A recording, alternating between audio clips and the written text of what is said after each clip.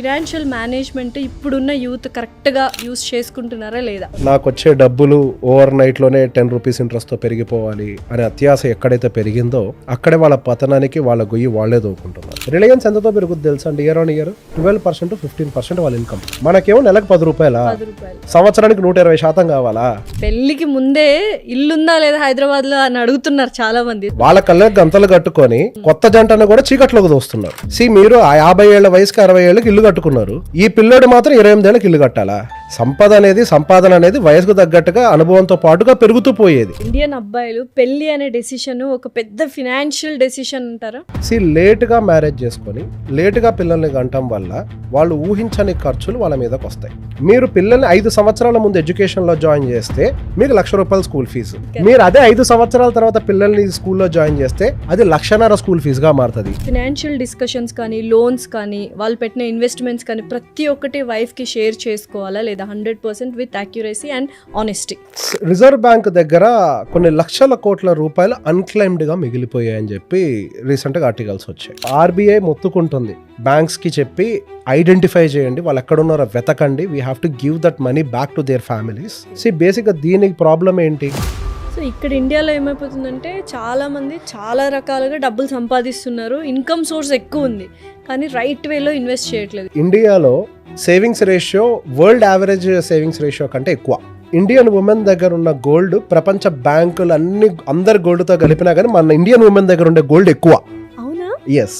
అయినా అంటున్నా కానీ మన ఇండియా పేద దేశమే. ఎస్ఐపీల ద్వారానే మనం రిచ్ అవుతామా? ఇంకా వేరే ఇన్వెస్ట్మెంట్ చేయాల్సిన అవసరం లేదా? ఇక్కడ మ్యూచువల్ ఫండ్స్ కోట్లు సృష్టించగలుగుతుంది అన్న మాట నిజమే. సాడ్ రియాలిటీ ఏంటి అని అంటే మ్యూచువల్ ఫండ్ ఇండస్ట్రీ బయట పెట్టిన డేటా ఏంటి అని అంటే. Hello everyone, welcome to Suman TV. This is anchor Lasya Reddy. Financial freedom ఒకప్పట్లో సేవింగ్స్ అన్నా, ఇన్వెస్ట్మెంట్ అన్నా, ఎఫ్డి, లేకపోతే రిటైర్మెంట్ అయిన తర్వాత ఆ రిటైర్మెంట్ వచ్చిన డబ్బులతో చక్కగా ఇల్లు కట్టేసుకున్నాం, అదే పెద్ద అచీవ్మెంట్ అనేసుకుంటున్నారు. కానీ ఇప్పుడు ట్రెండ్ మారిపోయింది. 30 బిలోనే ఇల్లు కొనేస్తున్నారు అండ్ 40 ఇయర్స్కి ఎర్లీ రిటైర్మెంట్ అంటున్నారు. ఇంత డిఫరెన్స్ ఎలా వచ్చింది అంటే only through financial management. But ఇందులో కూడా చాలామంది యంగ్స్టర్స్ తప్పులు చేస్తున్నారు, ఎస్పెషల్లీ మిడిల్ క్లాస్ వాళ్ళు ఎలాంటి తప్పులు చేస్తున్నారు, అండ్ ఫినాన్స్ మనం ఎలా మేనేజ్ చేసుకుంటే we will become rich and wealthy అనేది చాలా క్లియర్గా ఈ పాడ్కాస్ట్లో ఎక్స్ప్లెయిన్ చేయడానికి వచ్చారు రేవంత్ చెల్లమల గారు, వెల్త్ మేనేజర్. నమస్కారం రేవంత్ గారు. నమస్తే. ఆఫ్టర్ లాంగ్ టైం ఎలా ఉన్నారు? All good, thank you. All good. So first of all financial management ఇప్పుడున్న యూత్ కరెక్ట్గా యూస్ చేసుకుంటున్నారా లేదా? యూస్ చేసుకుంటున్నామని అనుకుంటున్నారు, కానీ దాన్ని ఒక రకంగా మిస్యూజ్ కూడా చేస్తున్నారని చెప్పాలి. సో బేసిక్గా డబ్బుకి ఆశ, అత్యాశ అని 2 ఎలిమెంట్స్ ఉంటాయి. ₹1 వడ్డీ వస్తే చాలే అనుకున్న రోజుల నుంచి నాకు నెలకి ₹10 వడ్డీ కావాలి అనే ఒక అత్యాశ చాలా మందిలో కనపడుతుంది. చాలా గ్రీడీ అయిపోయారు. ఉద్యోగం చేసుకుంటూ వచ్చే దాంట్లో నుంచి ఒక్కొక్క రూపాయి దాచిపెట్టుకుంటూ పెట్టుబడి పెడితే సంపద అనేది క్రియేట్ అవుతూ ఉంటుంది, వెల్త్ అనేది క్రియేట్ అవ్వడానికి అది దారి. అలా కాకుండా నాకు వచ్చే డబ్బులు ఓవర్ నైట్లోనే 10 రూపీస్ ఇంట్రెస్ట్తో పెరిగిపోవాలి అనే అత్యాశ ఎక్కడైతే పెరిగిందో అక్కడే వాళ్ళ పతనానికి వాళ్ళ గొయ్యి వాళ్లే దోకుంటున్నారు. చాలా మంది ఫ్యామిలీస్ని నేను on day to day basis కలుస్తాను. కొన్ని వందల కుటుంబాలను గమనించిన తర్వాత అర్థమైంది ఏంటి అని అంటే, వాళ్ళు నేను ప్రాపర్గా నా వెల్త్ని మేనేజ్ చేసుకుంటున్నాను, నేను బాగానే ఇన్వెస్ట్ చేసుకుంటున్నాను అని అనుకుంటూనే వాళ్ళు తెలియకుండానే వాళ్ళ ₹1 కూడా ప్రాపర్గా రైట్ వే ఆఫ్ ఇన్వెస్ట్మెంట్స్ చేయకుండా 40 ఏళ్ల వయసు వచ్చిన తర్వాత ఇప్పుడు నా దగ్గర ఏమీ లేదు అన్న సిచ్యువేషన్లోకి రియలైజ్ అయ్యారు. అయితే ఇప్పుడు 40 ఇయర్స్ ఆఫ్ ఏజ్ ఉండి 0 సేవింగ్స్ ఉంటే మళ్ళీ రిచ్ అవ్వడానికి అవకాశాలు ఉన్నాయి, సంపాదించుకోవడానికి అవకాశాలు ఉన్నాయా? ఇక్కడ ఒక సాడ్ రియాలిటీ ఏంటి అని అంటే, మనిషి జీవితం అనేది చాలా పరిమితం. గట్టిగా బతికితే 70 లేదా 80 సంవత్సరాలు లేదా 85 సంవత్సరాలు, 20 ఏళ్ళకి కూడా పోతున్నాం, 25 ఏళ్ళకి కూడా కార్డియాక్ ఏది ఎప్పుడు జరుగుద్దో తెలియదు. It is very limited. ఇందులో ఇంకా సాడ్ రియాలిటీ ఏంటి అని అంటే, వర్క్ లైఫ్ అనేది ఇంకా పరిమితం. నా దగ్గరికి యంగ్స్టర్స్ వచ్చినప్పుడు వాళ్ళకి సహజంగా చెప్పే ఒక మాట, ఇప్పుడు చేతికి డబ్బులు వస్తున్నాయి కాబట్టి అంత రోజీగా కలర్ఫుల్గా కనపడుతూ ఉంటుంది, నేను ఏదైనా ఇన్వెస్ట్ చేయగలుగుతాను, ఏదైనా అచీవ్ చేయగలుగుతాను అనే ఆలోచనలు బాగా వస్తూ ఉంటాయి. ఆ ధైర్యం ఉండడం మంచిదే. కాకపోతే ఒక విషయం గుర్తుపెట్టుకోండి, మీ జీవితంలో ఈ సంపాదించే వయసు అనేది పరిమితం. నేను సంపాదించే ఈ జీవితం పరిమితం అని అర్థమయ్యే టైంకి మీ జీవితంలో టైం అయిపోయి ఉంటుంది అప్పటికే. ఓకే. ఈ ఐటీ జాబ్స్ చేసే వాళ్ళకి 40 ఏళ్ళు దాటింది అని అంటే ఇక ఉద్యోగాలు ఉంటాయో ఊడతాయో ఇది ఎవరికి గ్యారంటీ లేదు. ఒకవేళ 45 ఏళ్ల తర్వాత కూడా జాబ్ కంటిన్యూ అయినప్పటికీ వాళ్ళకి సాలరీ హైక్స్ అనేవి కన్సిడరబుల్లీ ఉండవు, 1% 2% మాత్రమే ఉంటాయి. కానీ అదే టైంకి వాళ్ళ పిల్లల హైయర్ ఎడ్యుకేషన్లోకి వెళ్ళటము, ఎక్స్పెన్సెస్ గ్రో అవ్వటము, వీళ్ళు ఆల్రెడీ ఒక టైప్ ఆఫ్ లైఫ్ స్టైల్కి అలవాటు పడిపోయి ఉండటము, వాటి యొక్క ఎక్స్పెన్సెస్ ఏమో ఫాస్ట్గా గ్రో అవుతూ ఉంటాయి. 8%, 9%, 10% తోటి ఇన్ఫ్లేషన్ తోటి గ్రో అవుతూ ఉంటాయి. ఈ సాఫ్ట్వేర్స్ అందరూ ఎక్కువగా నేను చూసుకున్నట్లయితే అందరూ ఫస్ట్ జాయిన్ అయిన ఒక 3-4 ఇయర్స్కి ఇల్లు కొనేస్తున్నారు. అది కూడా మీరు అన్నట్టు రిచ్ లైఫ్ స్టైల్, గేటెడ్ కమ్యూనిటీలోనే ₹1,00,00,000, ₹1,10,00,000 లోన్ ఉంటుంది వాళ్ళకి, హోమ్ లోన్. ఎప్పటికి తీరుస్తారు, ఎలా తీరుస్తారు? ఏదైనా ఒక జస్ట్ లే ఆఫ్స్ వచ్చేస్తే వాళ్ళ పరిస్థితి ఏంటి, సాఫ్ట్వేర్ల పరిస్థితి? ఎర్లీ ఏజ్లో ఇల్లు కొంటే మీ పిల్లల జీవితం అంధకారంలోకి తోసినట్లే అని ఒక మాట చెప్తూ ఉంటాను. నిజమే అది. సో బేసిక్గా అది గేటెడ్ కమ్యూనిటీస్లో హై రైజ్డ్ అపార్ట్మెంట్స్లో కొంటున్నారు అని అంటే అనుకుంటూ ఉంటారు నేను ఒక సంపదను సృష్టిస్తున్నాను అని. ఇక్కడ ఒక గ్రౌండ్ రియాలిటీ చెప్తాను. అపార్ట్మెంట్స్ విషయంలోకి వచ్చేసరికి, అది కూడా హై రైజ్డ్లోకి వచ్చేసరికి కొన్ని విషయాలు మనం గట్టిగా గమనించాలి. ఒక నార్మల్ అపార్ట్మెంట్ తీసుకున్నాం అనుకోండి, ఒక 5 floor ఉండేటువంటి ఒక నార్మల్ ఇండిపెండెంట్ అపార్ట్మెంట్ తీసుకుంటే, ఒక డబుల్ బెడ్రూమ్ ఫ్లాట్ కొంటే ఒక 45 గజాలు ఇస్తారు. త్రిబుల్ బెడ్రూమ్ ఫ్లాట్ కొంటే ఒక 60 గజాలు అన్డివైడెడ్ ల్యాండ్ షేర్ అనేది మనకి అలోకేట్ చేస్తారు. అదే హై రైజ్లోకి వెళ్తే గట్టిగా 15 గజాలు మాత్రమే మీకు అలోకేట్ చేస్తారు. ఏది 3 BHKకి, 1.5 కోటి ప్రాపర్టీకి 15 నుంచి 18 గజాలకు మించి undivided land share 16 square yards నాకున్నది. రైట్. సో ఇక్కడ ఒక ప్రాపర్టీ అప్రిషియేట్ అవ్వాలి అని అంటే దాని అండర్లయింగ్ ఎసెట్ అనేది స్ట్రాంగ్గా ఉండాలి. ఇక్కడ అండర్లయింగ్ ఎసెట్ ఏంటి? మనకి భూమి. మనకి ఒక స్థాయి ఏర్పడ్డ తర్వాత కావాల్సిన డబ్బులు, బాధ్యతలకి సరిపడా డబ్బులు అన్నీ మనం అక్యుములేట్ చేసిన తర్వాత హై రైజ్ అపార్ట్మెంట్స్లోకి వెళ్ళి లగ్జరీని తీసుకోవడంలో ఎటువంటి తప్పు లేదు. కానీ ఇనీషియల్ స్టేజ్లో ఉన్నప్పుడు అసలు ఫస్ట్ మనం ఇల్లు అనే ఆప్షన్కి ఫస్ట్ వెళ్ళకూడదు. బట్ స్టిల్ వెళ్ళాము అని అనుకుంటే హై రైజ్ అండ్ గేటెడ్ కమ్యూనిటీలోకి వెళ్ళటం వల్ల మీ అపార్ట్మెంట్ యొక్క విలువ పెరగటానికి ప్రాబబిలిటీ తక్కువ. కానీ ఒక సాడ్ రియాలిటీ ఏం జరిగింది అంటే, హైదరాబాద్లో మనకి 2020 సంవత్సరం నుంచి కొంతవరకు స్కై రాకెట్ అయింది రియల్ ఎస్టేట్. దానివల్ల అపార్ట్మెంట్ ప్రైజెస్ అన్ని కూడా బాగానే పెరుగుతున్నాయి కదా అని చెప్పేసి ఒక భ్రమలో ఉంటున్నారు. అటువంటి సినారియో అనేది ఆల్ ద టైమ్ మార్కెట్లో ఉండదు. అయిపోయింది ఆల్రెడీ. 2022 నుంచి అగైన్ మార్కెట్ ఆగిపోయింది. 22 మిడ్ నుంచి మార్కెట్ ఎటువంటి మూమెంటం లేదు. లాంగ్ టర్మ్లో నా అపార్ట్మెంట్ అయినా గ్రో అవుతుంది కదా అని అనుకుంటే, అపార్ట్మెంట్ గ్రో అవ్వాలి అని అంటే ఫస్ట్ మీ అండర్లయింగ్ ఎసెట్ అయినటువంటి అన్డివైడెడ్ ల్యాండ్ షేర్ అనేది స్ట్రాంగ్గా ఉండాలి. మీరు 1.5 కోటి పెట్టి ఒక ప్రాపర్టీ కొంటున్నారు అని అంటే అందులో కనీసం ఒక 60 లక్షల వాల్యూ భూమి విలువ లేకపోతే, పోనీ ఒక 50 లక్షలు, 60 కూడా కాదు అసలు 60 మినిమం 60 నుంచి 70 లక్షలు లేకపోతే మీ కాంక్రీట్ వాల్యూ అనేది డిప్రిషియేటింగే. కాంక్రీట్కి విలువ లేదు, అది ఒక టైంకి 0 అవుతుంది. ఇయర్ బై ఇయర్ 2% 4% మందమో డిప్రిషియేట్ అవుతూ ఉంటుంది. కానీ ఇక్కడ ఇంకొక వైపు మీ భూమి విలువ పెరుగుతూ ఆ తగ్గేదాన్ని బ్యాలెన్స్ చేస్తూ మీ అపార్ట్మెంట్ గ్రోత్ని స్టేబుల్తో ముందుగా తీసుకెళ్తూ ఉంటుంది. జనరల్ కేస్ సినారియోలో 7% పెరుగుతుంది. ఈ కేస్ సినారియోలో ఏదైనా ఇటువంటి ఒక స్పైక్ వస్తే తప్పించి మూమెంట్ కనపడదు. అదే కష్టపడి ఇప్పుడే ఉద్యోగం తెచ్చుకొని రూపాయి దాచిపెట్టుకుంటున్నాను, నేను ఒక వెల్త్ని క్రియేట్ చేయాలనుకుంటున్నాను అని ఒక వ్యక్తి డబ్బులు తీసుకొని వెళ్ళి ఒక హై రైజ్ అపార్ట్మెంట్లో డబ్బులు పెడితే అది మీకు వెల్త్ క్రియేటర్గా ఎలా మారుతుంది? లైఫ్ లాంగ్ లయబిలిటీగా మారుతుంది. ఇప్పుడు మీరు ఇంకొక మాట అన్నారు, ఒకవేళ ఉద్యోగం పోతే పరిస్థితి ఏంటి అని. అసలు ఉద్యోగానికి గ్యారంటీ ఉందా? ఉద్యోగం ఉన్నా మీకు జీతం వస్తుందని గ్యారంటీ ఉందా? ఉద్యోగం ఉంది, జీతం వస్తుంది అని గ్యారంటీ ఉన్నా మీరు ఆఫీస్కి వెళ్ళి తిరిగి ఇంటికి రాగలుగుతారన్న గ్యారంటీ ఉందా? అంటే ఇప్పుడు హైదరాబాద్లో మిడిల్ క్లాస్ వాళ్ళు ఇల్లు కొనుక్కున్నారంటే ఫినాన్షియల్ సూసైడ్ చేసుకున్నట్లేనా? 100%. మనం ఫైనాన్షియల్స్ని చెక్ చేసుకోకుండా ఇల్లు ప్రతి ఒక్క మనిషికి అవసరమైనటువంటి ఒకది, అందులో డౌట్ ఏం లేదు. గుడ్డ కావాలి, తిండి కావాలి, గూడు కావాలి, ఈ 3 కావాలి. కానీ ఏ టైంలో కొంటున్నాము అనేది ఒక మేజర్ ఎలిమెంట్ ఇక్కడ. పిల్లలు పుట్టక ముందే నేను మొత్తం సెటిల్ అయిపోవాలి. ఇన్ఫాక్ట్ పిల్లలేంటి అసలు పెళ్ళవ్వక ముందే నేను సెటిల్ అయిపోవాలని చెప్పేసి మాట్లాడుతున్నాను. ఎందుకంటే ఇప్పుడు పెళ్లికి ముందే ఇల్లుందా లేదా హైదరాబాద్ లో అని అడుగుతున్నారు చాలా మంది. సో వాళ్ళ కళ్ళకి గంతలు కట్టుకున్నారు, వాళ్ళ కళ్ళకి గంతలు కట్టుకొని కొత్త జంటను కూడా చీకట్లోకి దోస్తున్నారు. వాళ్ళ కంటికి ఏం కనిపించట్లేదు. మీరు ఆ 50 ఏళ్ల వయసుకి 60 ఏళ్ళకి ఇల్లు కట్టుకున్నారు. ఈ పిల్లోడు మాత్రం 28 ఏళ్ళకి ఇల్లు కట్టాలా? మీకు చేత కాని పని ఈ పిల్లోడు చేయాలా? మీకు ఇప్పుడు 3 లక్షల జీతం వస్తుంది కాబట్టి 28 ఏళ్ళ కుర్రాడికి కూడా 23 లక్షల జీతం రావాలా? సంపాదన అనేది వయసుకు తగ్గట్టుగా అనుభవంతో పాటుగా పెరుగుతూ పోయేది. దానికి కొంత సమయం పడుతుంది. అట్లా కాకుండా ఎర్లీగా జరగాలి అని అంటే ఏం జరుగుతుంది? ఇప్పుడు మనము డైలీ చికెన్ తింటాం కదా, నాటుకోడి ఆరోగ్యానికి మంచిది, బాయిలర్ కోడి ఆరోగ్యం దెబ్బతీస్తుంది కదా. Correct. ఎందుకు? అది ఫాస్ట్గా గ్రో అవటం కోసం అని చెప్పేసి మనం లేనిపోని పనులన్నీ చేస్తూ ఉంటాం. అలానే సంపద విషయంలో కూడా తొందరగా ఇక్కడ సెటిల్డ్ అనే ఒక మాటని అనిపించుకోవటం కోసం అని చెప్పేసి ఇల్లు కొనేస్తే ఈ రోజు ఉద్యోగం ఉంది సరే, మరి అదే టైంలో ఇంకో ప్రశ్న మీరు కూడా వేసుకోవాలి. ఆ పేరెంట్ ఎవరైతే అనుకుంటారో వాళ్ళు కూడా ఒక ప్రశ్న వేసుకోవాలి మైండ్లో.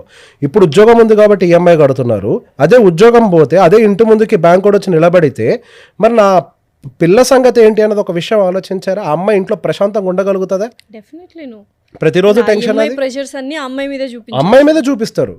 ఈ బ్యాంకు వాళ్ళని ఎదుర్కొనేది కూడా ఇంట్లో ఉండదు, అమ్మాయి అయితే అమ్మాయి ఎదుర్కొంటది, ఎక్కడ ప్రశాంతత ఉండదు. సో ఈ ప్రాబ్లమ్స్ ఎప్పుడూ ఉంటాయి. కాబట్టి అందుకే ముందు స్టెబిలిటీ రావాలి.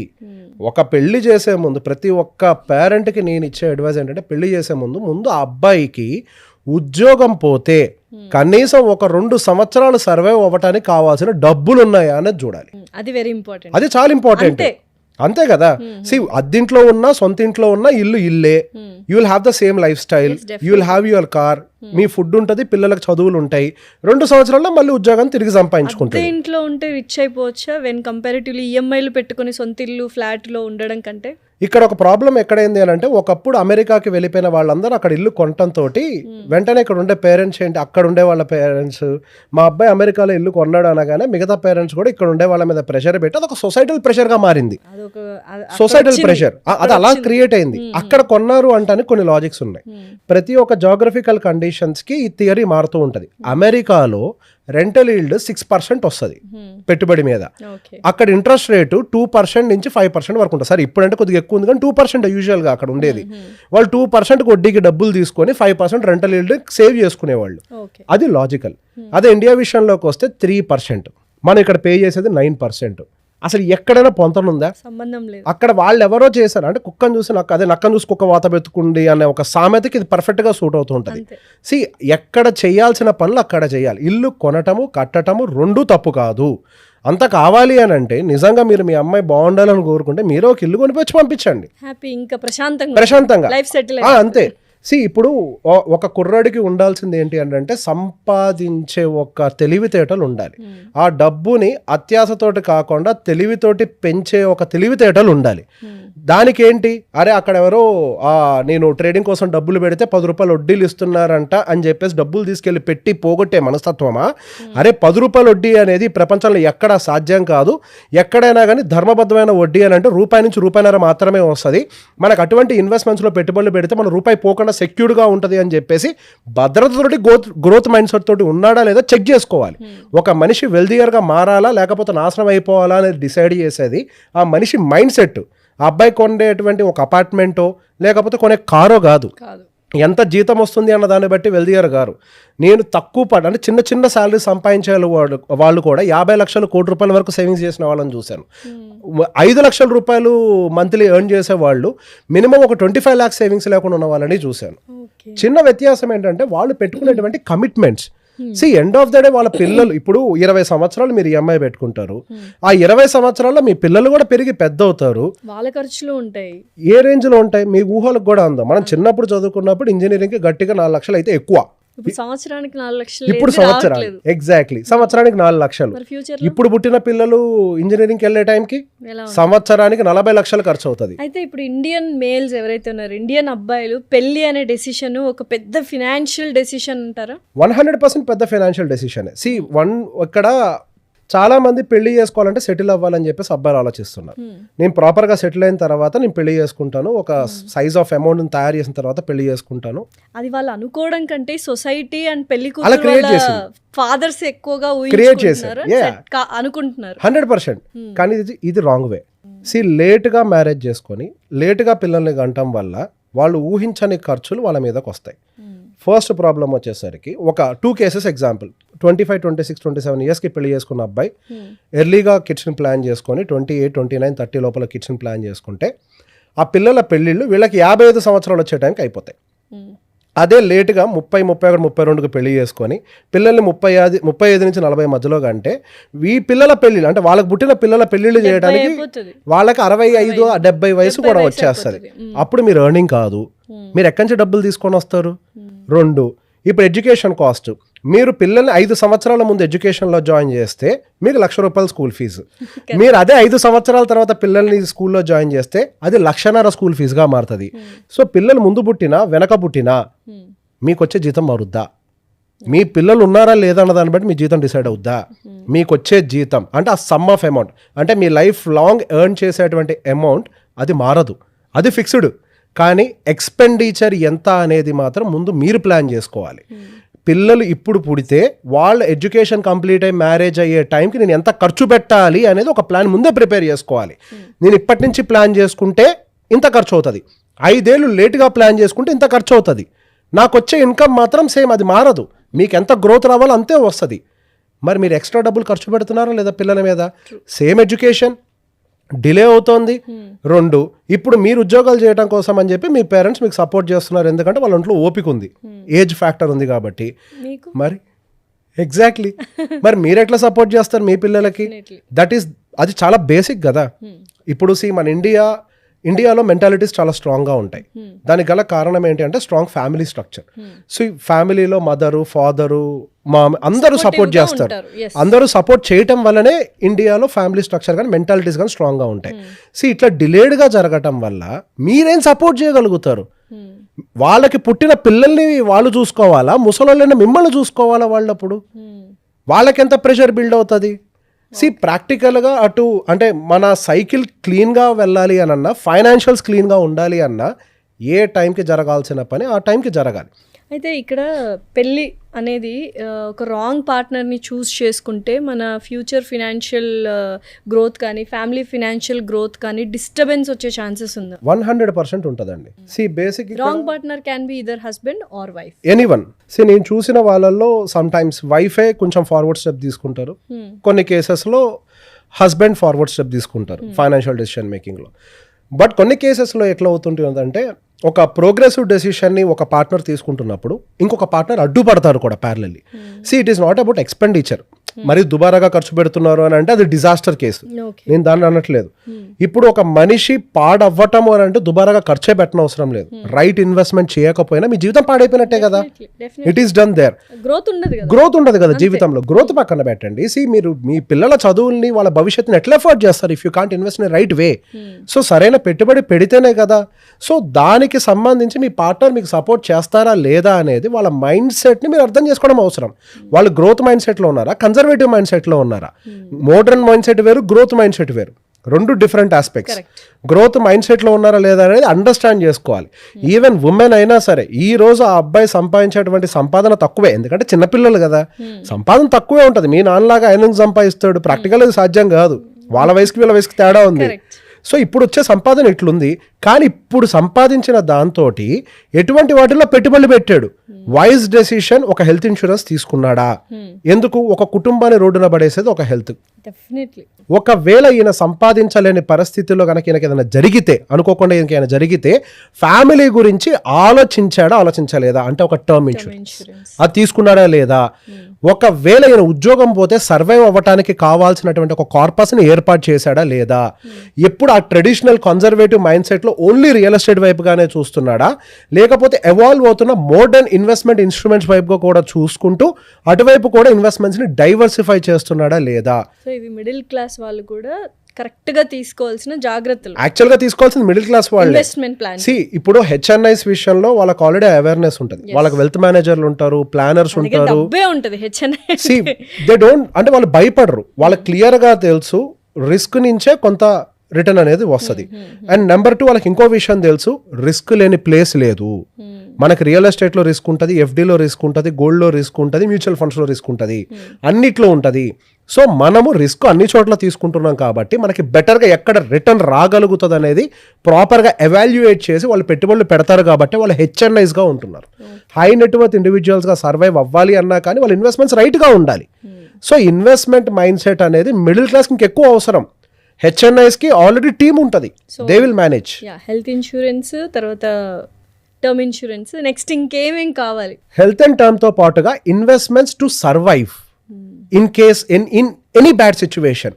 ఒక చిన్న ఎగ్జాంపుల్ చెప్తాను. ఒక మనిషికి యాక్సిడెంట్ అయింది, 1 year పాటు బెడ్ రెస్ట్. డెఫినెట్ గా కంపెనీ శాలరీ మొత్తం అయితే పే చేయదు, బట్ ఎక్స్పెన్సెస్ మాత్రం అంతే ఉంటాయి. ఎట్లా సర్వైవ్ అవుతారు? అప్పుడు ఏం చేయాలి? ముందు మీరు ప్లాన్ చేసుకోవాలి. అంటే మనకి ఎంత డబ్బు అవసరం పడుతుంది. ఈ రోజు రాత్రి పడుకుంటే నేను పొద్దున్న నిద్ర లేగను అన్న ఉద్దేశంతో మన ప్లానింగ్ ఉండాలి.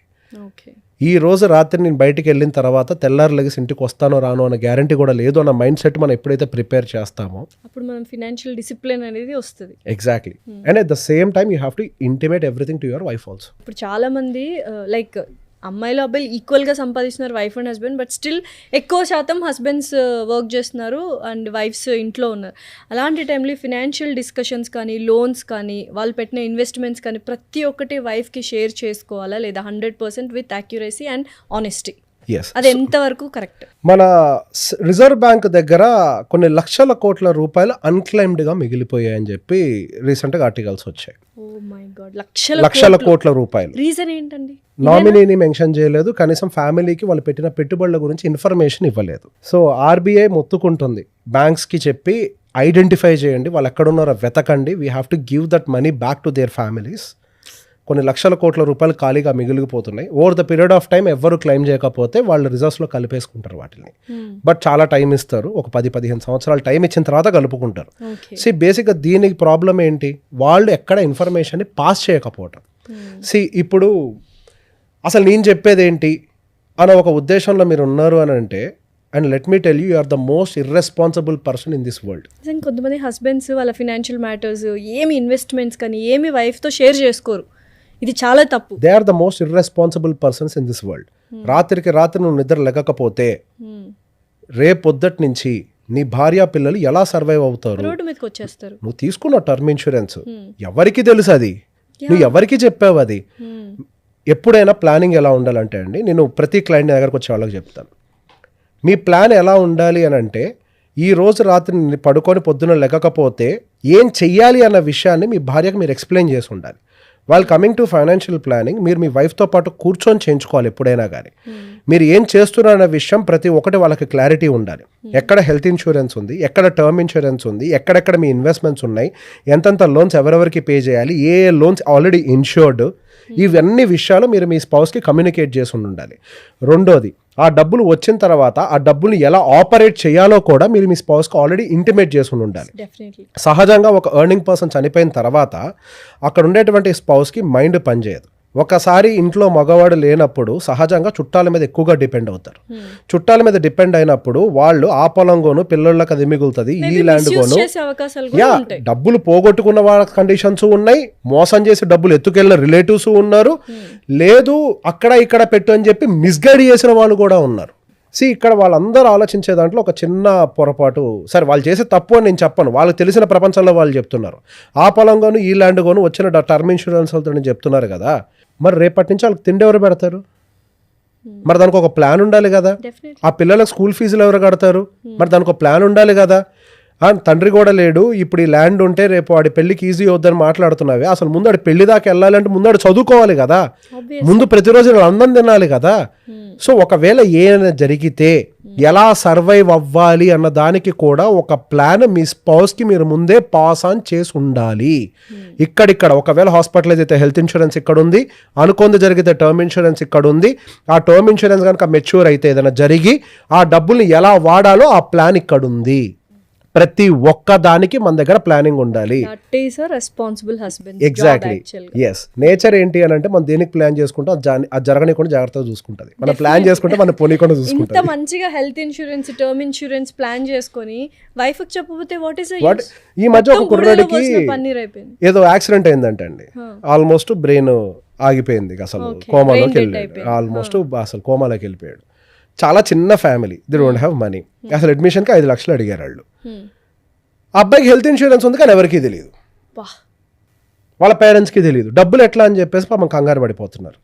అదృష్టం బాగుండి అబ్బాయి వాళ్ళ ఫ్రెండ్కి చెప్తే వాళ్ళ ఫ్రెండ్ వీళ్ళ పేరెంట్కి చెప్పాడు, అంటే పలానా హెల్త్ ఇన్సూరెన్స్ ఉంది అబ్బాయికి అని చెప్పి. అట్లీస్ట్ ఆ హెల్త్ ఇన్సూరెన్స్ తోటి ఆ అబ్బాయికి ట్రీట్మెంట్ చేయించుకునే ఇదిలో పడ్డా. సో ఇన్ఫర్మేషన్ పాస్ ఆన్ చేయడం చాలా అవసరం, అదేం సీక్రెట్ గా దాచిపెట్టుకోవడానికి. ఇది చాలా మంచి అవేర్నెస్ వీడియో యాక్చువల్గా, ప్రతి ఒక్కటి చెప్పాలి. ఎగ్జాక్ట్లీ, ప్రతి ఒక్క విషయం పేరెంట్స్ కానీ అట్లీస్ట్ ఫ్రెండ్స్ తో అన్న షేర్ చేసుకుంటే ఖచ్చితంగా మన ఫినాన్షియల్ థింగ్ ఏంటి అనేది, మన ఫ్యూచర్ ఏంటి అనేది వాళ్ళు కేవలం మన ఇన్సూరెన్స్లు ఏవే కాదు, ఆ ఇన్సూరెన్స్ చేయించిన అడ్వైజర్ ఎవరో తెలియాలి. ఇప్పుడు మీ ఫ్యామిలీ అడ్వైజర్ దగ్గర ఇన్సూరెన్స్ చేయించుకుంది, ఆ అడ్వైజర్ ఎవరో మీ పేరెంట్స్ కూడా తెలిసి ఉండాలి. కరెక్ట్. ఎందుకు ఒక ఫ్యామిలీకి రోడ్ యాక్సిడెంట్ జరిగితే ఎవరిని అప్రోచ్ అవుతారు? Definitely only your advisor will take care from there. So ఎవరు అడ్వైజర్ చెప్తే ఒక పలానా హెల్త్ ఇన్సూరెన్స్ వీళ్ళకు ఉందని తీసుకొచ్చి వాళ్ళకి ఇస్తాడు at least. So communication is very important. And financial అడ్వైజర్ని పెట్టుకోవడం అనేది కూడా వెరీ మస్ట్ అండ్ షుడ్. ఇది అంటే డబ్బులు ఇవ్వడానికి బాధపడుతూ ఉంటారు, నేనే మేనేజ్ చేసుకుంటాను. So here comes the role of financial advisor. ప్రాక్టికల్గా మీ డబ్బుల మీద మీకు ప్రేమ ఉంటుంది కానీ మాకెందుకు ప్రేమ ఉంటుందండి? మాకు లాజిక్ మాత్రమే ఉంటుంది. అంతే, లాజికల్గా ఇది ఎట్లా చేస్తే బెటర్ అవుతుంది అనేది ఆలోచిస్తాం కానీ అరే ఇది నా డబ్బు అన్న ప్రేమ నాకు ఉండదు కదా. కాదు కాబట్టి మీకు ఉండదు. డాక్టర్ సొంతంగా వైద్యం చేసుకుంటాడా? యూజువల్గా డాక్టర్ ఫ్యామిలీ మెంబర్స్ కూడా చెయ్యరు because shivering emotion. yes, end of the day ప్రతి ఒక్క దానికి ఒక అడ్వైజర్ ఉంటాడు, ఒక డాక్టర్ ఉంటాడు. సో ఎవరి పని వాళ్ళు చేసుకుంటూ వెళ్ళాలి. ఎమోషన్స్ లేకుండా దాన్ని ఎట్లా ఆర్గనైజ్డ్గా రన్ చేయాలి అనేది అది వాళ్ళ పని, అది వాళ్ళు చూసుకుంటారు. That is the place where advisor comes in. ఇక్కడ ఒక చిన్న అడ్వైజర్ టాపిక్ వచ్చింది కాబట్టి మాట్లాడతాం. వెస్టర్న్ కంట్రీస్లో ఎడ్యుకేషన్ ఎక్కువ చదువుకున్న వాళ్ళు, వెస్టర్న్ కంట్రీస్లోనే అడ్వైజర్ కల్చర్ కూడా ఎక్కువ. మరి వాళ్ళంతా చదువుకున్నారు కదా, వాళ్ళకి ఎందుకు అడ్వైజర్లు అంటే అసలు చదువున్నోడికే తెలుస్తుంది అడ్వైజర్ విలువ ఏంటో. అన్ని పనులు నాయి కాదు అని.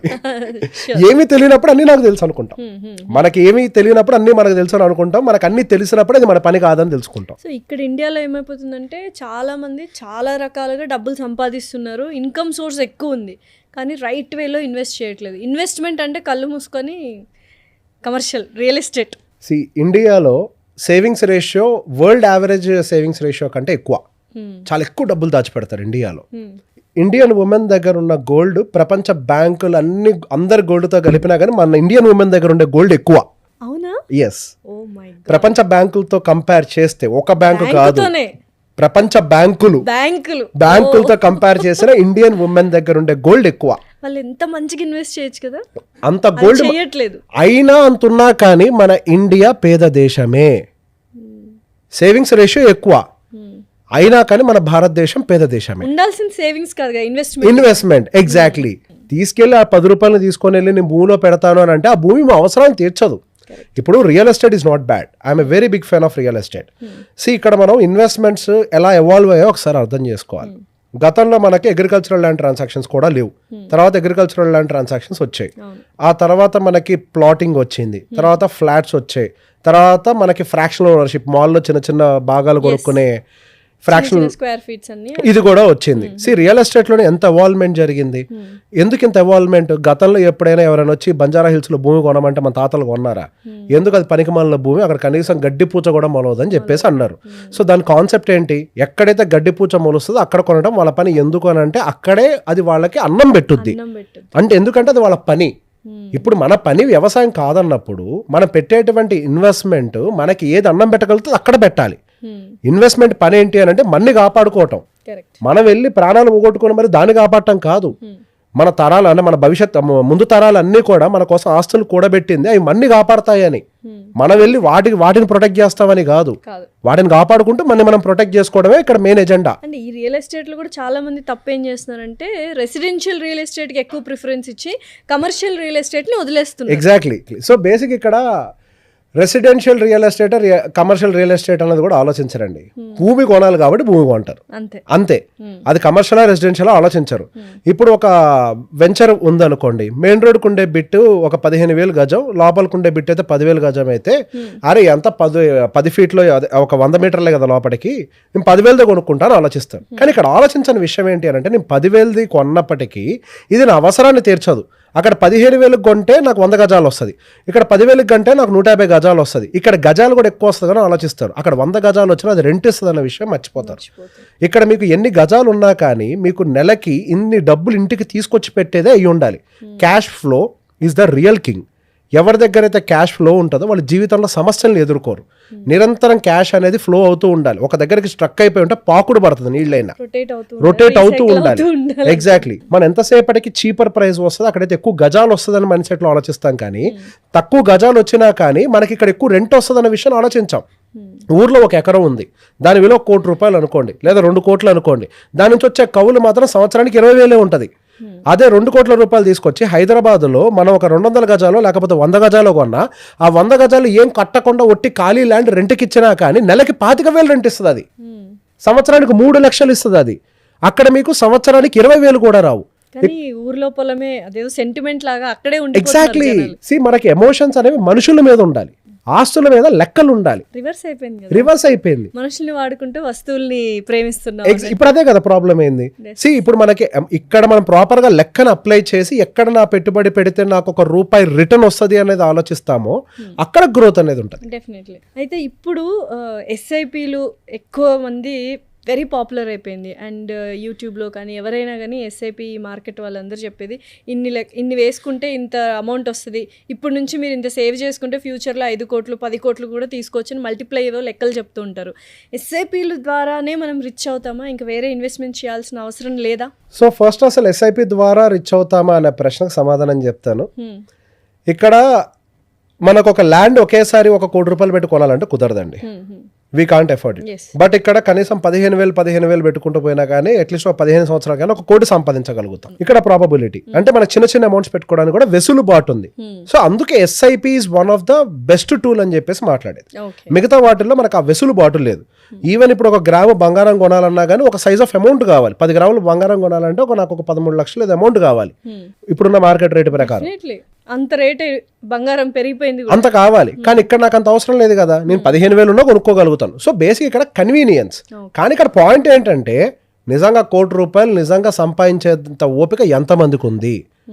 ఇక్కడ మ్యూచువల్ ఫండ్స్ కోట్లు సృష్టించగలుగుతుంది అన్న మాట నిజమే. సాడ్ రియాలిటీ ఏంటి అని అంటే మ్యూచువల్ ఫండ్ ఇండస్ట్రీ బయట పెట్టిన డేటా ఏంటి అని అంటే అది నిజంగా కోట్లు సంపాదించే అంత టైం ఇన్వెస్టర్లు ఇవ్వట్లేదు అని. ఓకే, అంటే అంత కన్సిస్టెంట్ గా వీళ్ళకి లెక్కలు వీళ్ళు ఉండట్లేదు. ఓకే, వీళ్ళు ఉండట్లేదు పెట్టుబడులు పెట్టి. రీజన్ ఏంటి? మెంటల్ స్టెబిలిటీ లేక. ఇక్కడ ప్రతి దానికి ఒక గైడ్ అవసరం అంటానికి రీజన్ అదే. ఇప్పుడు మీకంతటా మీరే యూట్యూబ్ చూసి చదువుకోండి అని చెప్తే మీరు 10th క్లాస్ పాస్ అవుతారా? ఇంపాసిబుల్ కదా.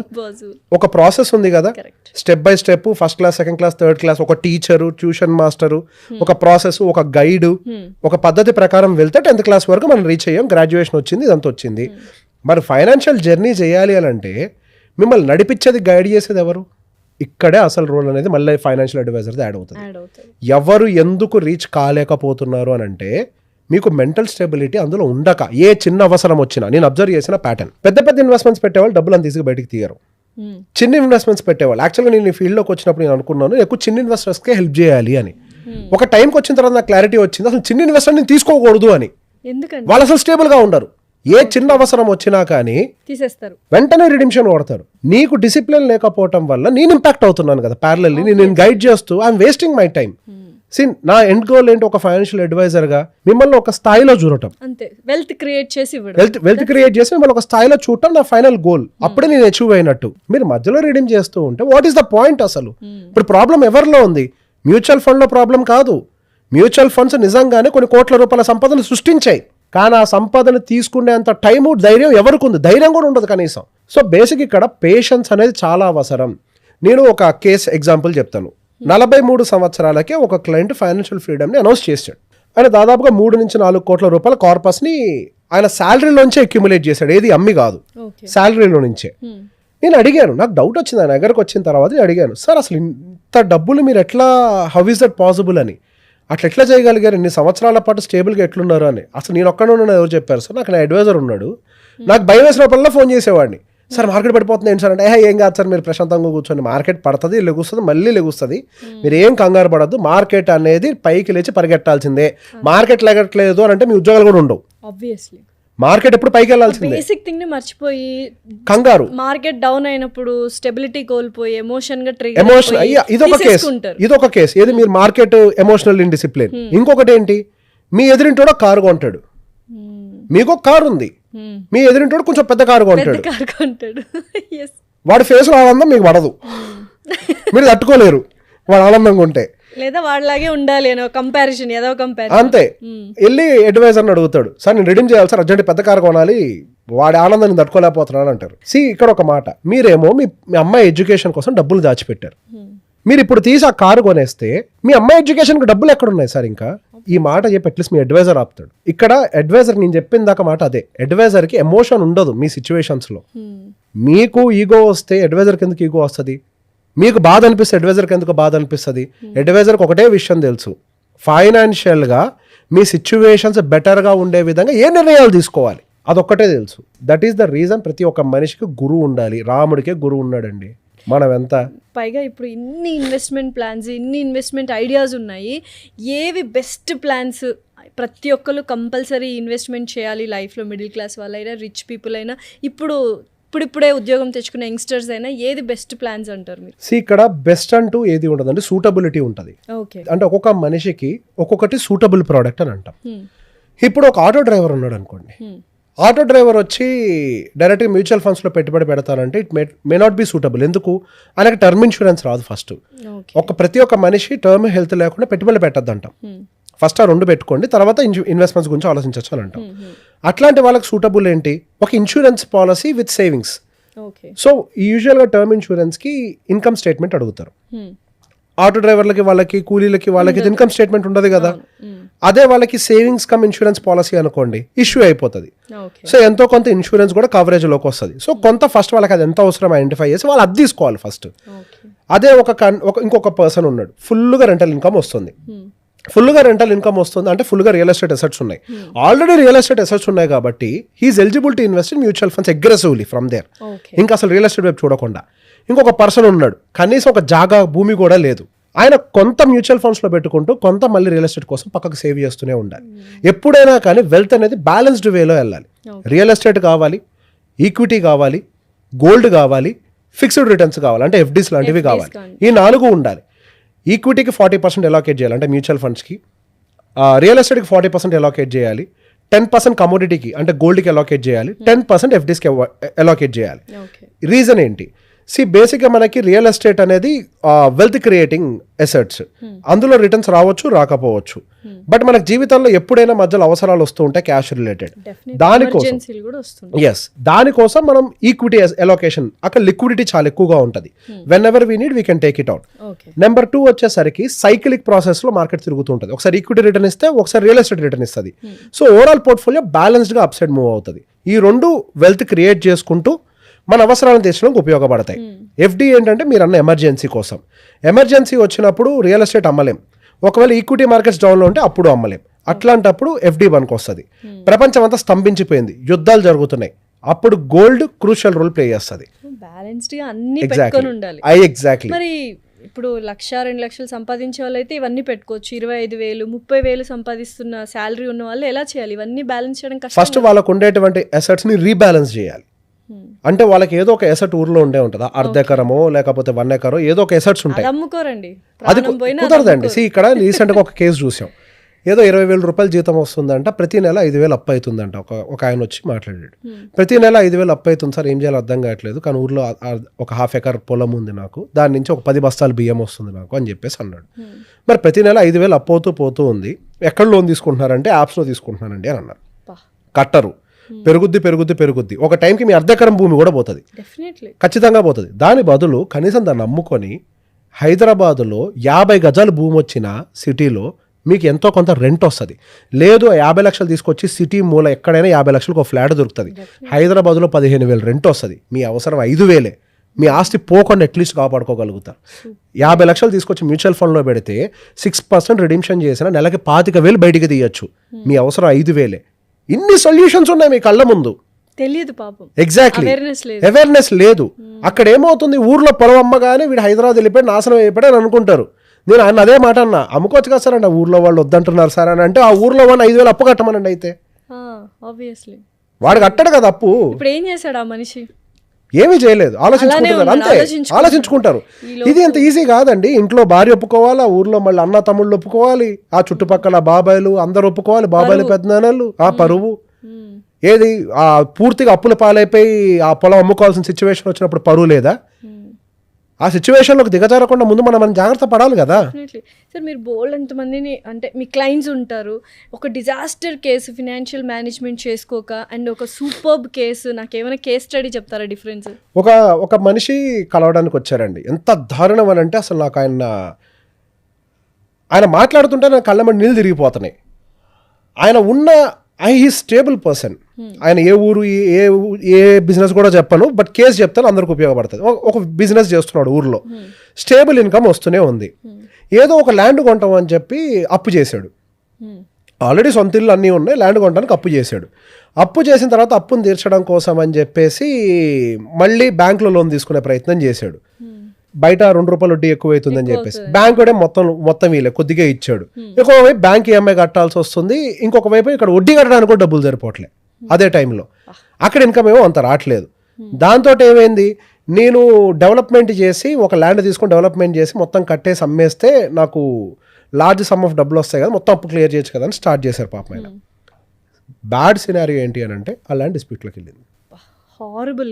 ఇంకేం చేసి నన్ను బయటపడ్డు. ఐపీ పెట్టుకోవడం తప్పించి ఇంకో దారే లేదు. ఇన్సాల్వెన్సీ ప్రకటించడమే, ఇంకొక దారి లేదు. ఎవరికి విషయాలు తెలియవు, భార్యకు కూడా విషయం తెలియదు. చెప్పండి సార్, ఎప్పటికైనా తెలియాల్సిన విషయం అంటే తట్టుకోలేదు సార్ అని భయపడుతున్నాడు ఆయన.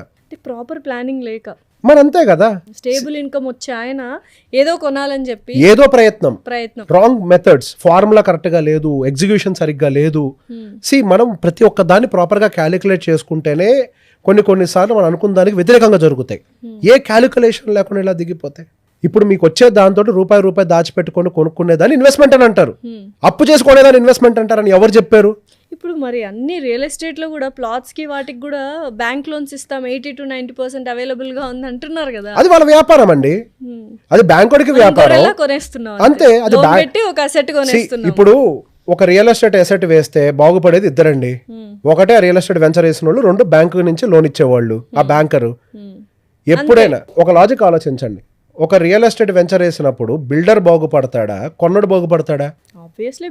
అంతే కదా, బేసిక్ అదే కదా. వ్యాపారస్తుడు ముందు బాగుపడతాడు, మీరు బాగుండాలని వాళ్ళు ఎందుకు కోరుకుంటారు? మార్కెట్లో భాగం కింద ఒక టైంకి అది పెరిగితే మీరు బాగుపడతారు అంతే.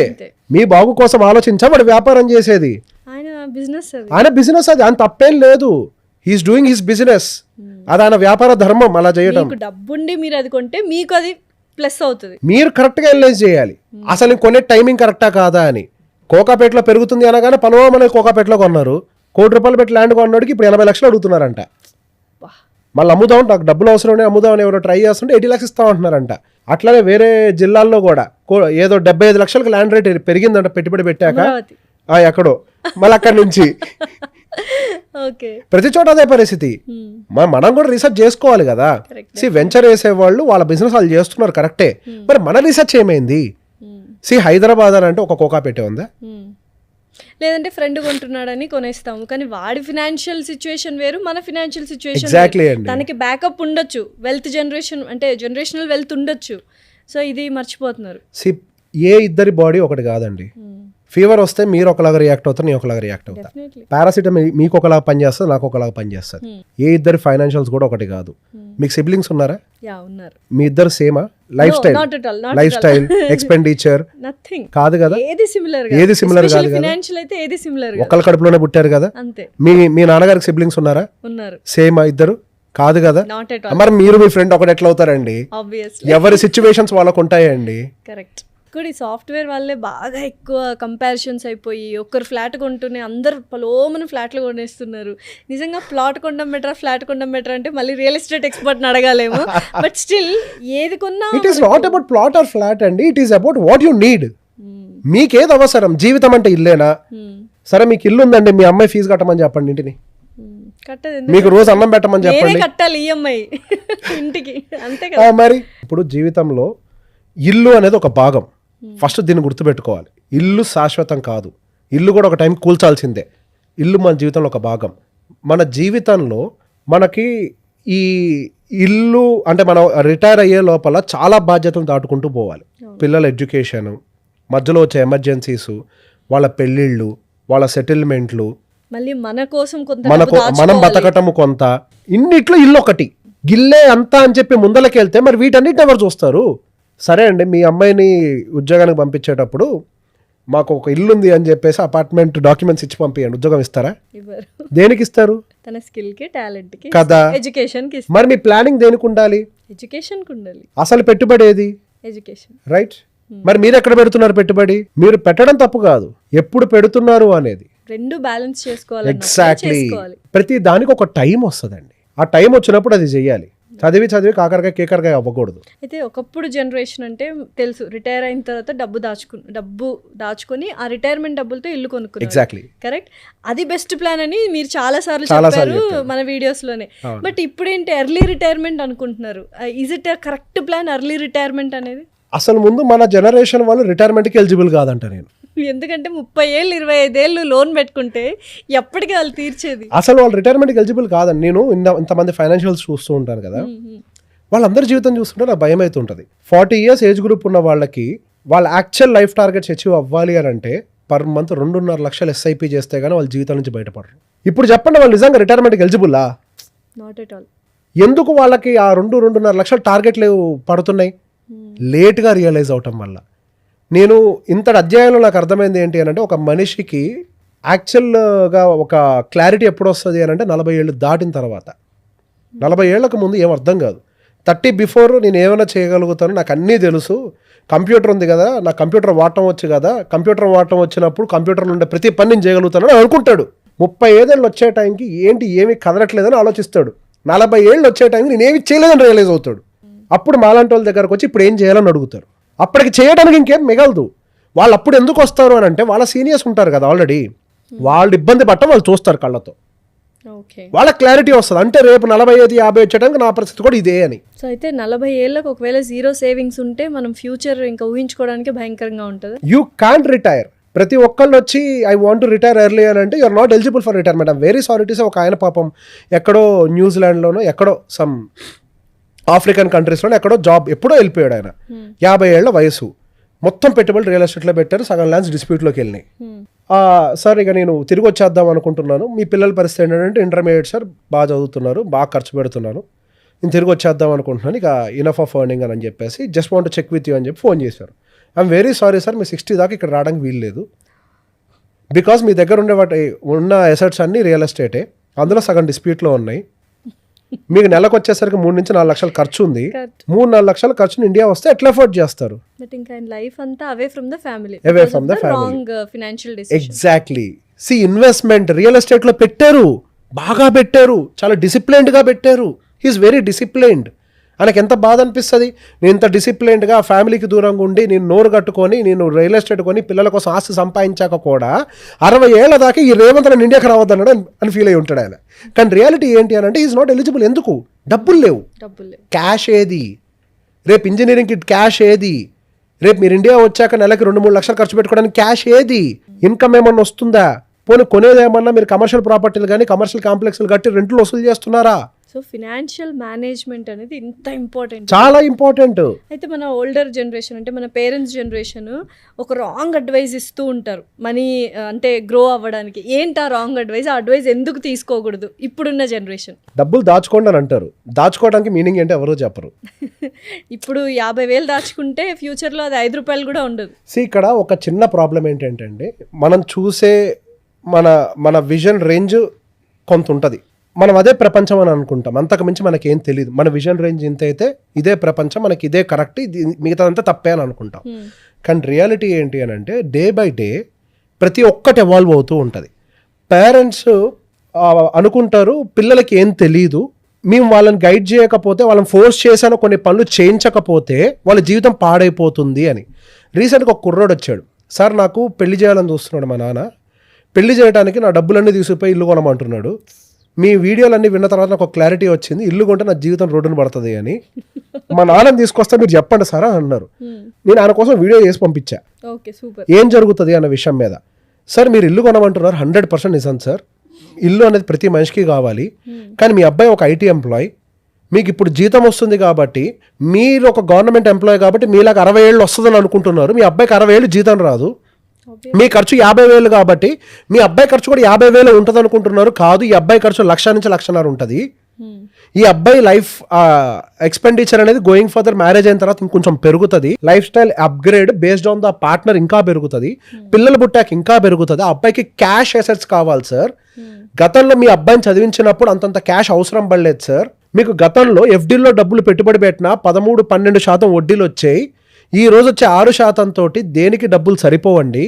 రేపన్న రోజు క్యాష్ నీడే ఎక్కువ ఉంటుందండి. క్యాష్ నీడ్ లేకుండా ఇక్కడ ఈ ప్రపంచంలో ఏది జరగబోదండి.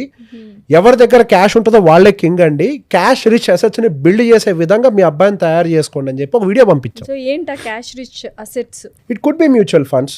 Even the beauty with the mutual funds ఏంటంటే అండి, మ్యూచువల్ ఫండ్స్ అంటే ఎంతసేపు మ్యూచువల్ ఫండ్స్ అంటాడని అనుకుంటారు. Mutual fund is not just equity. Mutual funds లో గోల్డ్ ఉంటుంది, మ్యూచువల్ ఫండ్స్ లో సిల్వర్ ఉంటుంది, మ్యూచువల్ ఫండ్స్ లో ఈక్విటీ ఉంటుంది, మ్యూచువల్ ఫండ్స్ లో రియల్ ఎస్టేట్ ఉంటుంది. మీరు రియల్ ఎస్టేట్ నుంచి రెంటల్ ఇన్కమ్ కావాలి అని అంటే బయట ఒక 2 కోట్లు 3 కోట్ల ప్రాపర్టీ కొనాలి. అక్కడ నేను 100 రూపాయలు పెట్టినా నాకు 6% డివిడెండ్ ఇస్తారు. నాకు రెంటల్ ఇల్లు వస్తుంది, హ్యాపీ కదా. అంటే మన స్తోమతకు తగ్గట్టుగా వీ కెన్ బిల్డ్.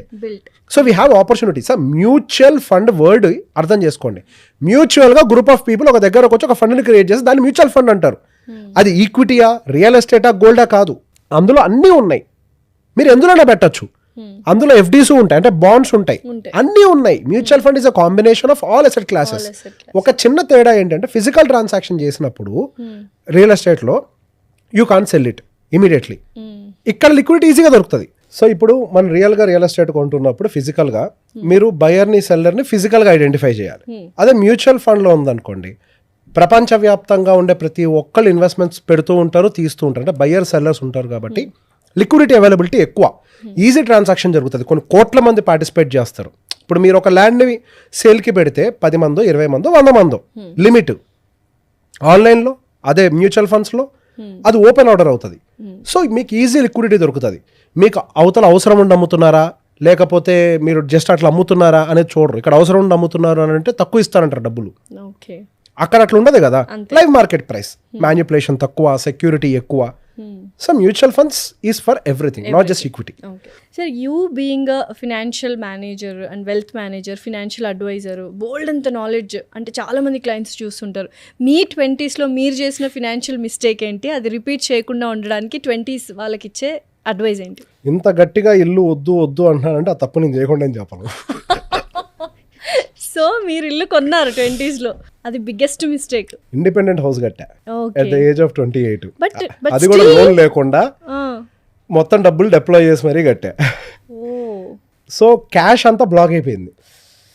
సరే ఇప్పుడు కరెక్ట్ అనిపిస్తుంది, ఎందుకంటే ఇప్పుడు స్టేబుల్ గా ఉన్నాం కాబట్టి నొప్పి అనిపించదు. కానీ అసలు మీరు ఇండిపెండెంట్ హౌస్ కే అలా అంటున్నారు, వితౌట్ ఎనీ ఈఎంఐస్, అదే మిస్టేక్ అంటున్నారు. మేము ఫ్లాట్లు కొనేస్తున్నాము, గేటెడ్ కమ్యూనిటీలో కొనేస్తున్నాము, ఇంత ఈఎంఐలు పెట్టుకుంటున్నాము. అంటే డిఫరెన్స్ ఏంటి అని అంటే క్యాష్ అసెట్స్ ఉంటే అది మన ఎదుగుదలకి చాలా ప్రోత్సాహాన్ని ఇస్తుంది. నేను ఆ టైంలో ఒక 80 లక్షలు 70 లక్షలు అనుకోండి, ఆ డబ్బులు తీసుకొని వెళ్ళి నేను 2019 ఆ టైంలో పెట్టాను. నేను మ్యూచువల్ ఫండ్స్లో పెట్టుండుంటే ఆ బేస్ కేస్ సినారియోలో 180 అప్రాక్సిమేట్గా 3.5 crores అయి ఉండేది. కానీ నా ఇంటి విలువ డిప్రిషియేటేగా. అంతే, ఇండిపెండెంట్ హౌస్ కూడా భూమి పెరుగుద్దేమో కానీ కన్స్ట్రక్షన్ అయితే తగ్గుతుంది కదా. నాకు అక్కడ 3.5 కోట్లు అయి ఉండేది. ఎంత ఎంగేజ్లో ఎంత లూజ్ అయిపోయాను. Correct, that was the point. See అక్కడ ఇంకేమవుతుంది, మనకి అంతంత డబ్బుని పంప్ చేసేటప్పుడు క్యాష్ క్రంచ్ కూడా క్రియేట్ అవుతుంది. మెంటల్గా స్ట్రెస్లోకి వెళ్తాం, will go through lot many things. So ఇవన్నీ అవాయిడ్ చేసుకొని లైఫ్ సాఫీగా వెళ్ళాలి అని అంటే ఫస్ట్ క్యాష్ రిచ్ అసెట్స్ మన దగ్గర ఉండాలి. ఇప్పుడు ఒక 5 కోట్లు నాకు మ్యూచువల్ ఫండ్స్లో ఉన్నాయి అనుకోండి, అసలు దేనికి భయపడాలి? నేను ఏం చేయకుండా ఇంట్లో ఖాళీకి కూర్చున్నా నెలకు 2.5 లక్షలు రిడీమ్షన్ చేసుకోగలుగుతా. జీవితంలో నా డబ్బులు అయిపోవు, జీవితంలో ఇంకా పెరుగుతాయి అవి. 2.5 లక్షలు నేను ఇంట్లో కూర్చుంటే నాకు సరిపోవా? ఇంట్లో కూర్చుంటే ఎక్కడికి పోకుండా. ఇప్పుడు నేను బయటకు వస్తున్నా కాబట్టి నాకు ఖర్చులు, ఇంట్లో ఉంటే సో నేను ఎంత మిస్ అయ్యాను ఫైనాన్షియల్కి పాటికి ఫ్రీ కంప్లీట్గా అయిపోయి ఉండేవాడిని. సార్ నిజంగానే ఒక మనిషి ఫినాన్షియల్గా ఫ్రీ అయిపోతాడా మనం చాలా మంచిగా ప్లాన్ చేసుకుంటే ఫ్రమ్ 20s? అంటే మీలాగా ఫినాన్షియల్ అడ్వైజర్ని పెట్టుకొని ఇలా చేసుకుంటే. See it is all again వాళ్ళు ఎంత డిసిప్లిన్డ్గా ఉంటున్నారు అనేది. సి ఇప్పుడు నేను ఒక ఫైనాన్షియల్ ఎంత కావాలి అనేది కూడా వెరీ ఇంపార్టెంట్. గ్రీడ్ అవసరమే, అతి చేయొద్దు. మనిషి అన్న వాడికి ఆశ ఉండాలండి. ఆశే ఒక మెట్టు ఎక్కడానికి దారి చూపిస్తుంది, హోప్ ఉండాలి. యా, అదే దారి చూపిస్తుంది. అత్యాశకి పోయి తప్పులు చేస్తే డబ్బులు అన్నీ పోతాయి. రీసెంట్గా విజయవాడలో ఒక స్కామ్ జరిగింది. ట్రేడింగ్ లో డబ్బులు ఏదో పెడతాయంట, నెలకు 10 రూపాయలు వడ్డీలు ఇస్తారంట. వాళ్ళ ఏజెన్సీని కూడా రిక్రూట్ చేసుకున్నారు. మీరు ఇన్వెస్ట్మెంట్స్ తీసుకురండి, మీరు 4% ఉంచుకొని క్లయింట్స్కి 6% ఇవ్వండి అని. ఒక టైంకి పేమెంట్స్ ఆగిపోయినాయి. ఓవరాల్గా రియలైజ్ ఏంటంటే 600 crore స్కామ్ ఇన్ విజయవాడ. 600 కోట్ల స్కామ్ అది. పెట్టుబడిదారులందరూ నష్టపోయారుగా. మహానగరం కూడా కాదు, కాదు, చిన్న ఊర్లో జరిగింది అది. చిన్న ఊర్లో 600 కోట్ల స్కామ్. హైదరాబాద్లో 2000 కోట్ల 5000 కోట్ల స్కాములు జరిగాయి ఇట్లాంటి. 600 crores ఓన్లీ విజయవాడలో ఉంది. ఎంత రిచ్ అసలు. So the point here is, ఆ స్కామ్ చేసినోడిది కాదు, నీ అత్యాస. అంతే. అరే ఈ భూమి మీద ఎవడైనా 10 రూపాయలు వడ్డీ నిజంగా జనరేట్ చేయగలుగుతాడంటే అంబానీ ఎందుకు రిఫైనరీ రన్ చేస్తాడు? అదే పని చేస్తాడు కదా. అది నిజంగా సాధ్యం. డబ్బులా ఆయన అడగని మనుషుల అప్పులు. రిలయన్స్ ఎంతతో పెరుగుద్ది తెలుసా అండి? ఇయర్ ఆన్ ఇయర్ 12% to 15% వాళ్ళ ఇన్కమ్. మనకేమో నెలకు 10 రూపాయలా, సంవత్సరానికి 120% కావాలా? అది ఎట్లా సాధ్యం అండి? ఇక్కడ మీరే రియాలిటీ నుంచి దూరం జరిగి మీకంతటా మీరే స్కామ్లోకి ఎంటర్ అవడానికి దారి క్రియేట్ చేసుకున్నారు. ఎవరైతే అత్యాస పనులు ఉంటారో వాళ్ళే వీళ్ళ టార్గెట్. రియలిస్టిక్ టార్గెట్స్ తోటి డిసిప్లైన్డ్గా మధ్యలో ఎటువంటి డీవియేషన్స్ వచ్చినా నేను దానికి డీవియేట్ కాను, మధ్యలో ఏమైనా నేను ఒక క్లియర్ ప్లాన్ ప్రిపేర్ చేసుకున్నాను, నేను ఆ ప్లాన్కి స్టిక్ ఆన్ అయి ఉంటానంటే అడ్వైజర్ లేకపోయినా మీరు ఖచ్చితంగా ఫైనాన్షియల్ ఫ్రీ అవుతారు. దానికల్లా కావాల్సింది డిసిప్లిన్. అడ్వైజర్ యొక్క పాత్ర ఏంటి అని అంటే, మీరు ఒక శ్మశానం దాటాలంటే ఒంటరిగా దాటలేకపోవచ్చు, ఇంకొక స్నేహితుడు తోడుంటే ఈజీగా దాటగలుగుతారు. ఆ స్నేహితుడు ధైర్యవంతుడై ఉంటే చాలు. అంతే. అంటే ఆ డొమైన్లో ఎక్స్పర్ట్ అయి ఉంటే చాలు. సింపుల్. ఆ డొమైన్ ఎక్స్పర్ట్ మీకు తోడుగా ఉంటే యూ విల్ ట్రావెల్. సో అయితే ఇప్పుడు ఒక మేజర్ అంటే ఒక మిత్ అనుకోవచ్చు, ఒక ఫినాన్షియల్ డిసిప్లిన్ అనేది అన్లర్న్ ఇప్పటికిప్పుడు చెయ్యాలి, అది అసలు ఎటు పనికిరాదు, బట్ అది చాలా పవర్ఫుల్ అని అందరు నమ్ముతారు. What is it? ఇల్లు కొంటాం. అన్నిటికీ ఇల్లు కొండమే. మరి అదే కదండి అంత వెల్త్ డిస్ట్రాయ్ చేసేది. అమ్మో ఇల్లు చిన్న విషయం బాబో, ఇల్లు కొనకండి. ఇల్లు ప్రతి ఒక్కళ్ళు కొనాలి. ఎప్పుడు కొనాలి అని తెలుసుకోవటం. ఎప్పుడు కొనాలి? లైక్ ఏ సెటిల్మెంట్ అంటే ఏంటి చెప్పండి? సెటిల్మెంట్ అంటే ఏంటి? EMI free. నాకైతే సెటిల్మెంట్ అని అంటే మన జీవితంలో ఉండే ప్రతి ఒక్క బాధ్యత తీర్చేసుకున్న తర్వాత మనం ప్రకటించేది సెటిల్మెంట్. అప్పుడు వాళ్ళు చేసిందే కరెక్ట్. మరి అంతే కదా అప్పట్లో. ఎగ్జాక్ట్లీ. ఇప్పుడు పిల్లల బాధ్యతలు, పిల్లల చదువులు, పిల్లల పెళ్లిళ్ళు అన్ని అయిపోయిన తర్వాత ఒకటి కట్టుకునేదే ఇల్లు. ప్రశాంతంగా ఉంటుంది. అంతే. అదే టైమింగ్. రాంగ్ టైమింగ్ లో చేయడం వల్ల సఫర్ అవుతాము. అంటే మనం ఈ మధ్యలో కట్టుకొని బ్యాలెన్స్ చేయలేమా? అంటే ఇది చాలా వినడానికి చాలా విచిత్రంగా ఉంటది కదా. ఇప్పుడు మనం వెళ్ళి నువ్వు రిటైర్ అయ్యాకే కట్టుకో అంటే ఎవరు వింటారు? నేను వినను, మీరు వినను. నేను చెప్పా కదా. సరే, ఒక్కొక్క పిల్లవాడికి నెలకి ఒక 30,000 రూపీస్ ఎస్ఐపి. మీ రిటైర్మెంట్ కోసం అప్రాక్సిమేట్గా 15 yearsలో రిటైర్ అవుతున్నారు అని అంటే నెలకు ఒక 50,000 రూపీస్ ఎస్ఐపి. 1,00,000 రూపాయలు ఎస్ఐపి చేయంగా కూడా ఈఎంఐ కట్టగలుగుతున్నారంటే చేయండి. బేసిక్గా మన బాధ్యతలకి సరిపడా డబ్బుల్ని పక్కన పెట్టుకుంటూ కూడా మిగులుతున్నాయి. ఇంకా డబ్బులు పనేంటి? అనుభవించడమే. బాధ్యతలన్నిటికీ డబ్బులు పక్కన పెట్టుకొని వచ్చిన ప్రతి రూపాయిని ఇంటికి పెట్టుకోండి. ఏ తప్పు లేదు. సూటబిలిటీ ఫస్ట్ ఇవి, తర్వాత అది. దీన్ని can be post phone, cannot be post phone అనే విధంగా మనం సెగ్రిగేట్ చేయాలి. Can be post phone and cannot be compromised also first list లో ఉండాలి. ఏంటి? పిల్లల ఎడ్యుకేషన్, వాళ్ళ పెళ్లిళ్ళు. సరే, పెళ్లి విషయంలో పోస్ట్ పోన్ చేయలేము కానీ కాంప్రమైజ్ చేయొచ్చు. అదే మీ రిటైర్మెంట్ ఉంది, పోస్ట్ పోన్ చేయలేము, కాంప్రమైజ్ కాలేము. ఇల్లు విషయం ఉంది, పోస్ట్ పోన్ చేయొచ్చు, కొద్దిగా కాంప్రమైజ్ అవ్వచ్చు. సో ఒక లిస్ట్ రాసుకోవాలి మనమే ఆర్డర్లో, ఏమేమి పోస్ట్ పోన్ చేయలేము, ఏమేమి కాంప్రమైజ్ కాలేము. ఫస్ట్ వాటికి డబ్బులు సేవ్ చేసుకున్నాక నెక్స్ట్ ఇంటి కోసం పెట్టుకోండి. అదేంటి ఇల్లు ఖర్చులు పెరిగిపోతాయి కదా, నేను కొనే టైంకి ఇంటి రేట్లు ఆకాశాన్ని అడుగుతాయనంటే ఒక ఇటుక పెట్టని తీసుకొని వెళ్ళి మీరు బీరువాలో పెట్టుకొని 20 ఏళ్ల తర్వాత అమ్మినా కానీ ఇంటూ 4x రేట్ ఇస్తాడు దానికి. నా చిన్నప్పుడు ఇటుక రేటు 2 రూపాయలు, ఇప్పుడు 20 రూపాయలు. ఇటుక కూడా పెరిగింది రేటు. అది రేటు పెరగటం కాదు, ఇన్ఫ్లేషన్. మీరు ఆ మందని డబ్బుల్ని ఎక్కడో చోట పెట్టుబడి పెట్టుకోండి. అది మల్టిప్లై అవ్వాలి. అప్పుడే అప్పుడు మీకు అప్పుడు రిస్క్ ఉండదు. ఇంటి రేట్లు పెరిగినా ఇక్కడ పెరుగుతూ ఉంటుంది కాబట్టి మీరు ఆ రిస్క్ని అడ్జస్ట్ చేసేసుకుంటారు. ఇన్వెస్ట్మెంట్ పెట్టుకుంటే చాలు ఎక్కడో చోట. సో ఇప్పుడు ఎక్స్క్లూజివ్గా విమెన్ గురించి మాట్లాడుకుందాం. విమెన్ అంటే మాకు గ్రీడ్ ఎక్కువ, మేము షాపింగ్లు ఎక్కువ చేసేస్తుంటాం, మేము ఖర్చు పెట్టేస్తుంటాం అని ఒక పక్క వాదిస్తుంటాం. అట్ ద సేమ్ టైం మేము కూడా జాబ్స్ చేస్తున్నాం, మేము కూడా ఎర్నింగ్ చేస్తున్నాం. బట్ ఎక్కడో అబ్బాయిలకు ఉండాల్సిన ఫినాన్షియల్ మేనేజ్మెంట్ మాకు ఉండదు అని చాలామంది మిస్అండర్స్టాండ్ చేసుకుంటుంటారు. నిజంగానే ఉంటుందా?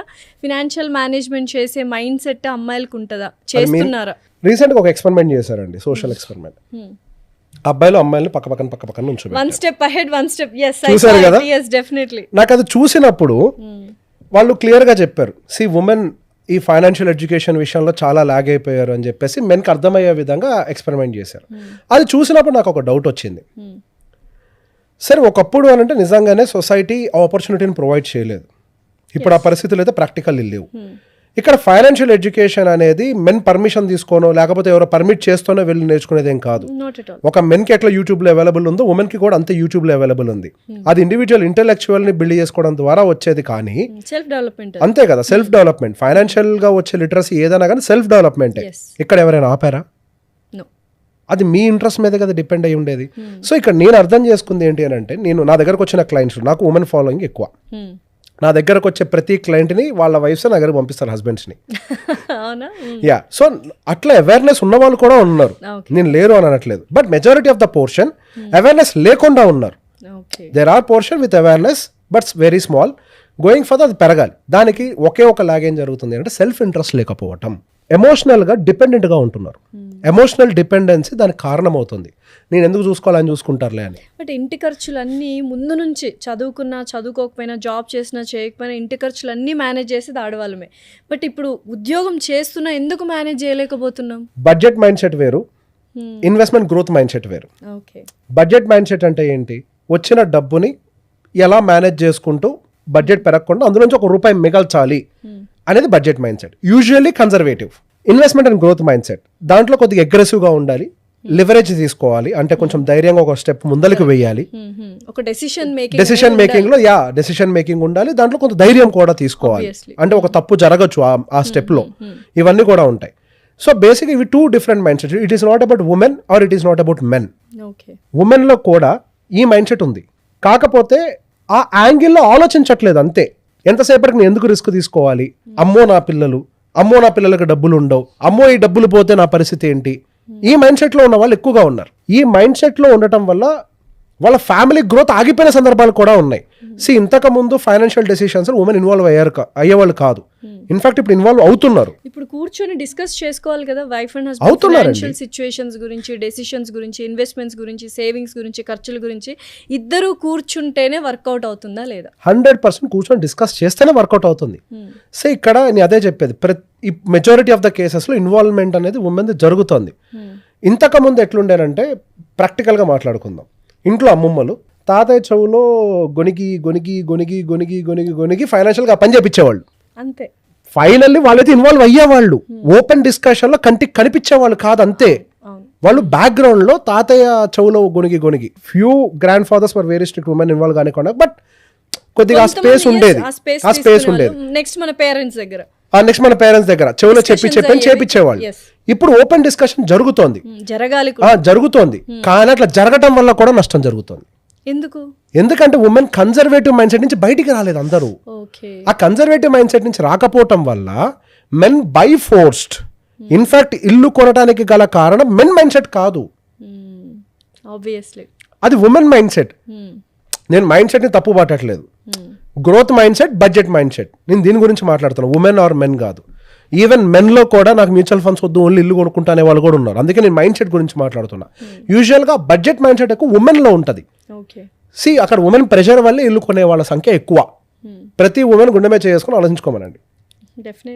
సో ఇక్కడ మైండ్ సెట్ లో ప్రాబ్లం. ఇక్కడ ఎవరికి వాళ్ళే స్వతహాగా ఆ growth and investment mind sets ని కల్టివేట్ చేసుకోవాలి. There is a research in the stock market.